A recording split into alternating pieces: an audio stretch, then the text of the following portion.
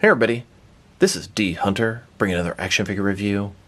Today, we're going to be looking at the McFarlane DC Multiverse Gold Label Collection, Walmart exclusive Azrael and Batman armor. This is Jean-Paul Valley in his armored batsuit during Nightfall. He took over for Bruce Wayne when Bane broke his back. He was wearing the regular batsuit and then slowly built his armored suit and used this to take down Bane.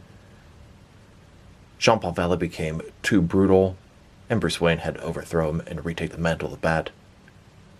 This figure looks absolutely fantastic. Big shout out to my boy Corey for finding this for me locally.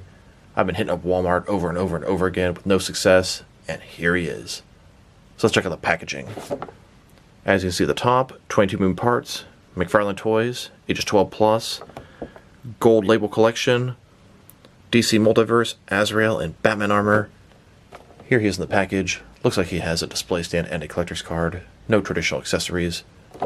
One side of the package, Azrael and Batman armor from Batman Nightfall. I sure hope they give us a bunch more Nightfall figures. Other side, Azrael and Batman armor. At the bottom, got a bunch of credits, and there is a barcode, in case that helps anybody. And on the back side, here he is posed up. This is from Nightfall, the Crusade. So no further ado, let's open him up. And I did get all three of these figures. They seem to be coming in increments of 3. It was a full case with these 3 figures. I got one to open and enjoy, one to keep unopened, and one to do a glove swap with the Year 2 Batman. I saw somebody do that online and it looked fantastic. I'm actually looking to get an extra Year 2 Batman just for that purpose. If anyone knows where I can get one for a decent price, hit me up, drop me a line in the comments below. Would really appreciate it. Alright. Now that we got this figure out of the package, here he is with all his accessories laid out. He doesn't come with any traditional accessories, which is kind of disappointing, but he has a display stand and a collector's card. Before we look at those, let's talk about and check out the actual figure. So this is Azrael in Batman armor. It seems like every company has to make a figure of him at one point in time. The figure looks great, an exclusive figure. I'm very happy my boy found that for me. What are the odds I got both Bane and Azrael and Batman armor the same day? A perfect match. First thoughts, pros and cons. Sculpt is amazing. The utility belt, the texturing on the pants. The sculpt is just top notch. The paint job is where the issues are. The blue is far too light. They didn't paint the tips of the claws. I could see this guy getting repainted with a nice crisp paint job and looking absolutely magnificent. I mean, he looks great as it is, but I feel like baby blue is not the right choice. I actually checked the comics, and his blue should be quite a bit darker, and I really can't believe they didn't put silver tips on the end of his claws. Those aren't even that hard of things to correct. The sculpt is amazing. Just like pretty much all the other McFarlane figures, the sculpt very much outweighs the paint job. That being said, I'm almost in love with this guy. Baby blue's throwing me off a little bit. Let's take a look. Start with his head. The helmet looks fantastic. No mouth. Solid piece. Looks like red eyes. Going further down, his cape sort of curls up. This piece here was sort of a light he would shine in the comic. He's got his armor. It's gold. Got a white here. Gray here. I feel like the gray's a little bit too light. You can see the texturing on his legs. That's sort of the fabricy part of the suit with all his armor on top. Now he has these gloves. I love these things. They look great. They always were very impactful to me in the comics. Batman altering his suit, gloves, the fins, the claws. Yes, they sure need the tips painted. Just the tip. Utility belt here and here. It looks fantastic. Hey look, they got the fins right down here. Nice job. Cape. Figure is fantastically sculpted. Cannot stress that enough. Just paint job, a little bit lacking. And just a closer look at his face and head sculpt. Just like the rest of his body, the head is very well done.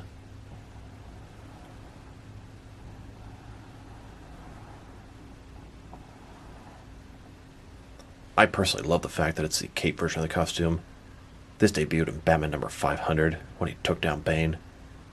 He had a cape for the beginning, and then later in Knight's End, he had these large wing type things.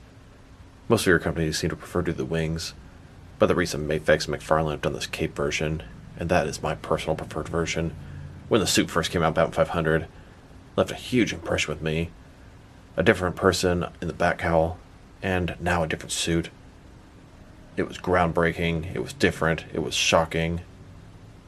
Now let's take a look at his accessories, and let's start off with the boring stuff. Here's his display stand, typical McFarlane stand, black perfect circle, says DC on the bottom. It's got one peg for the pegals on his feet. It's very thin, very basic. Now let's look at his collector's card. This is a replica of Detective Comics number 667 during Night Quest: The Crusade. Here's my copy of that issue right here. I love when they use the source material instead of simply showing a picture of the figure on the card. Now Azrael here doesn't come with any traditional accessories. Here are some of the accessories the Mafex version of Azrael and Batman armor came with. We've got some batarangs and his grapple. I was curious if I could somehow get these to work with the McFarlane figure.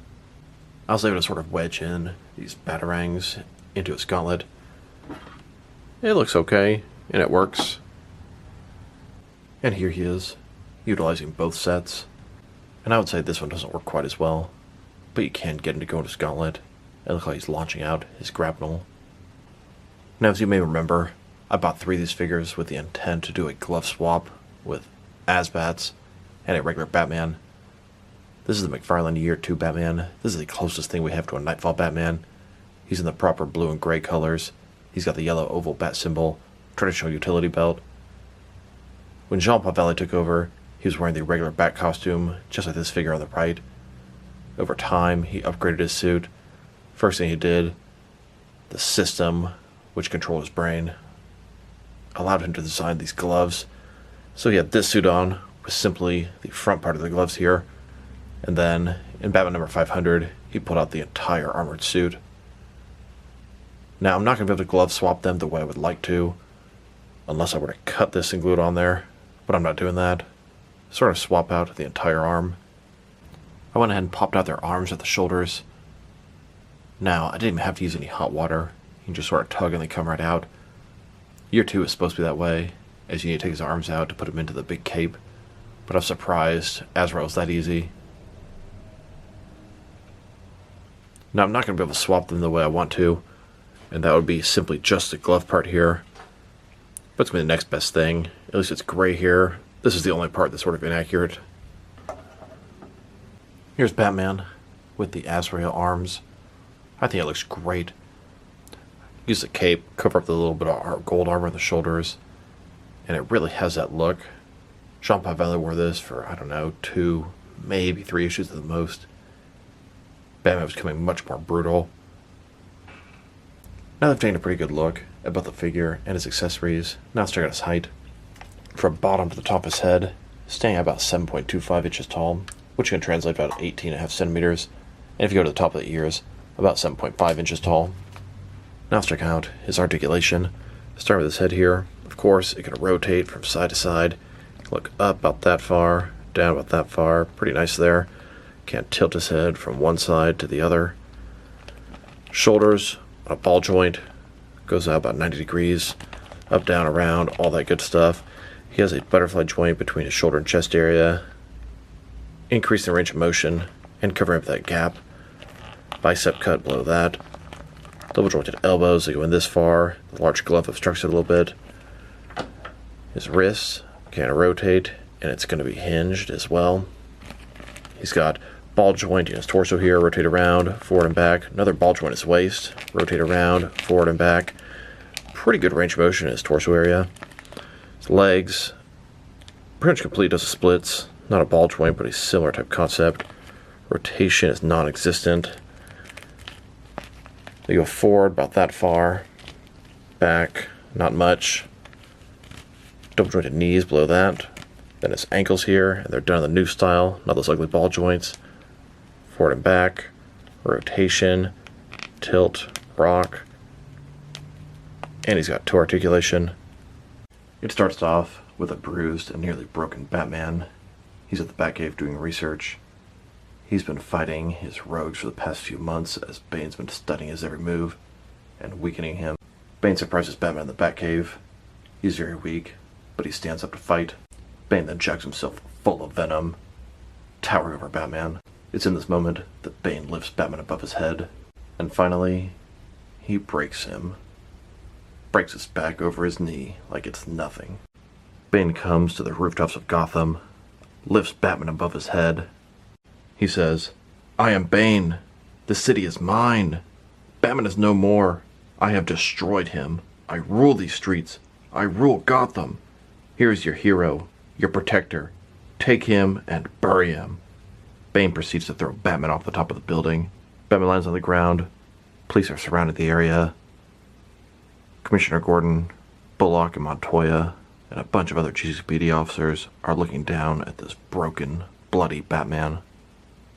An ambulance comes. They load Batman up and drive away. Little do the police know, it's actually Alfred and Jean-Paul Valley saving Bruce. Bruce and Alfred knew Gotham needed a Batman.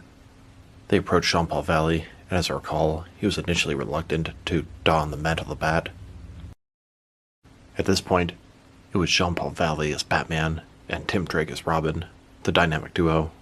Back in the Batcave, Jean-Paul Valley was at the workbench. He was working on the new gloves or claws. There was something called the System, which was in his brain. Some sort of mind control or brainwashing caused by the Order of St. Dumas. It would kick in, and he'd be able to do mechanical work, create stuff. When he'd fight, it would take over. He would be out of control. This is how his armored suit was made. The system kicked in and pretty much did it all overnight. Here's Azrael with his upgraded gauntlets and gloves. Now that he had the gloves on, he was becoming more violent, more evil, more of a loner. At this point, there was no Batman or Robin. Jean-Paul Valley made it very clear, it's just Batman. A while later, as Azrael has donned the mantle of the Bat, he finally takes on Bane. He starts off by immediately launching batarangs all over Bane. After a long, drawn-out bloody fight, Azrael gets the upper hand. Azrael wins. He's about to strike that killing blow at Bane. And right before Azrael kills Bane, he stops, drops him down, says, "No, you're broken, Bane. Blackgate Prison can hold the pieces." Commissioner Gordon looks and thinks, maybe it is still him. Maybe it is still our Batman. Now let's check him out, next to some other action figures. Starting off with some other Azrael figures. Here he is, next to the previous McFarlane DC Multiverse Azrael in Batman armor. This is from the White Knight, and it has a lot of references to his Nightfall costume. Notice the leg utility belt, the belt only around the sides. The overall look is similar, but a little bit more exaggerated. I've seen some people repaint these and make some really cool Nightfall schemed colors. And then, here are the two White Knight Azrael figures McFarlane made. These are in his costume, very similar to the original one from Sword of Azrael, similar to what he has in the Rebirth when he's a Batman ally. They're both labeled Jean-Paul Valley, but it only makes sense to use this one as Michael Lane. That's exactly what that suit looks like. Here are all the Azrael figures McFarlane has made so far, and they've done a fantastic job on each and every one of them. There are a bunch of other versions of Azrael I would love to buy. We'll start from the beginning. Jean-Paul Valley in his Sword of Azrael costume. Jean-Paul Valley also had sort of a black ninja costume just before he took over the mantle of the Bat. He had that for, I don't know, maybe 10 issues during Batman Detective Comics. Then, of course, we've got this armored one. I would love to have him in the Nightfall regular Batman suit with just the gauntlets and claws. We could also have this same one here with wings instead of a cape. Then there's the red repaint variant from Night's End. Azrael also used a different suit for the second half of Azrael Agent of the Bat comic series. And then there's also his modern Rebirth comic suit. So many options, and McFarlane would do a great job on each and every one of them. And that's not even mentioning all the other versions they could make. Michael Lane from the comics, from the video games. Theo Gallivan from the TV show Gotham. Jean-Paul Valley's father, who was the previous Azrael. Here's McFarlane, Nightfall Azrael, next to the DC Direct Nightfall Azrael. It's a really nice figure. Pretty hard to come by nowadays. And here he is, next to the Mattel DC Universe Classics Azrael in Batman armor. This costume's a little bit different. It was from later in the Nightfall, Night Quest, Night Sun storyline. The helmet is different. The suit has some minor changes. He has wings instead of a cape. There's one thing I wanted to point out. Mattel made his forearm fins, the gauntlets, backwards. My God, so dumb. I don't see how Mattel could possibly do something so stupid.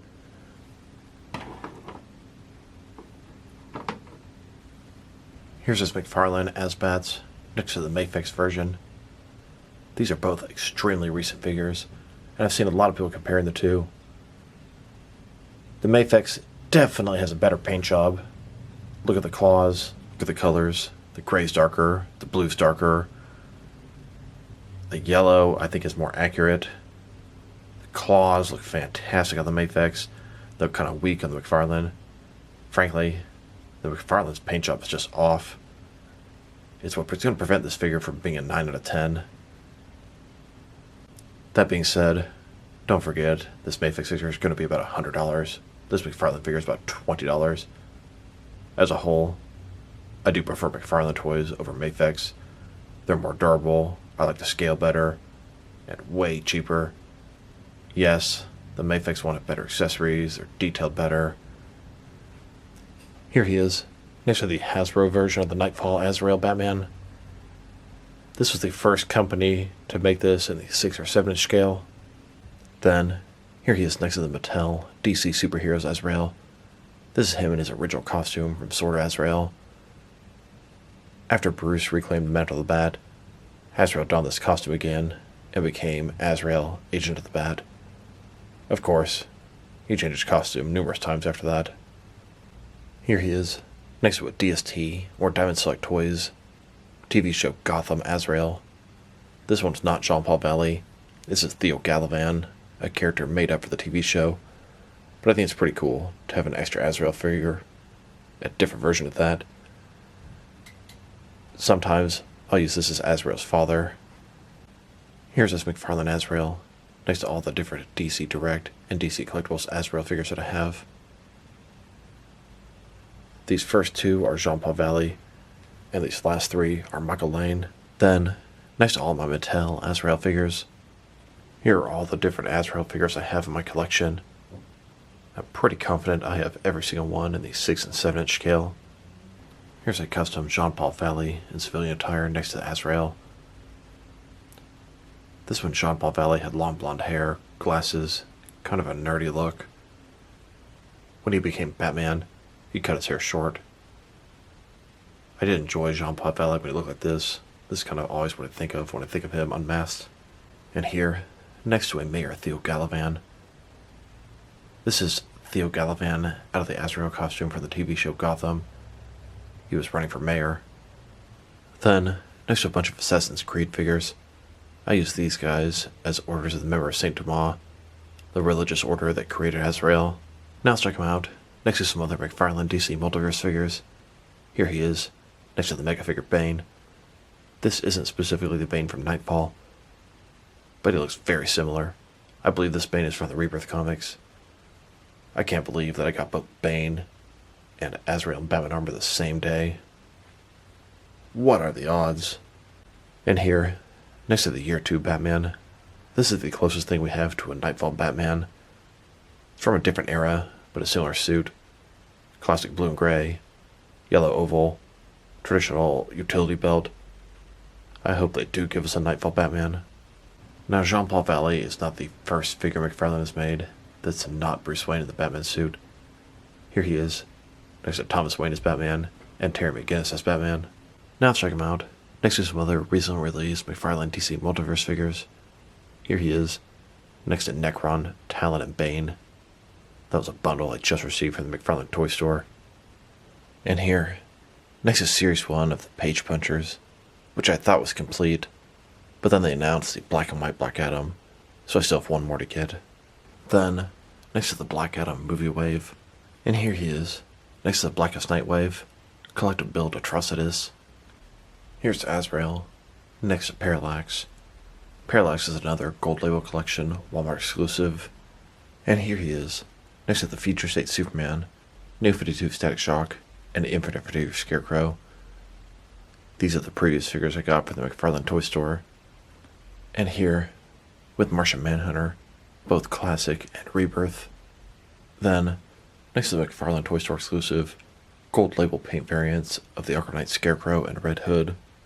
And now, next to the Target exclusive, Crime Syndicates, Ultraman, Superwoman, and Owlman. Here's Azrael, next to Duke Thomas from Tales from the Dark Multiverse, and the Batman Who Laughs dressed as Batman. And here, next to both versions of the Future State Dark Detective Batman. Then, next to all three versions of Lex Luthor in his power suit. And now, next to both versions of the Zernar Batman, and all three variations of the Infinite Frontier Robin. Here's Azrael, next to the Batman vs. Hush 2-pack. Then, with the single release of Hush. And here, next to Ghostmaker.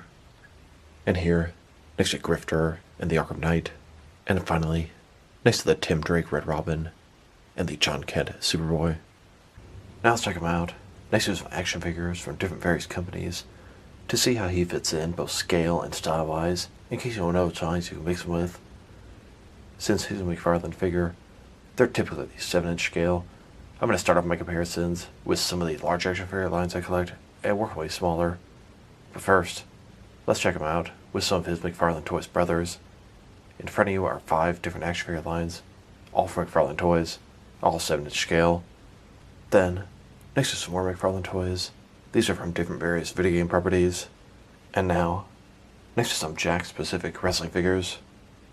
And here he is, next to some DST or Diamond Select toys. Then, next to some DC Direct and DC Collectibles figures. And here, standing next to some NICA figures.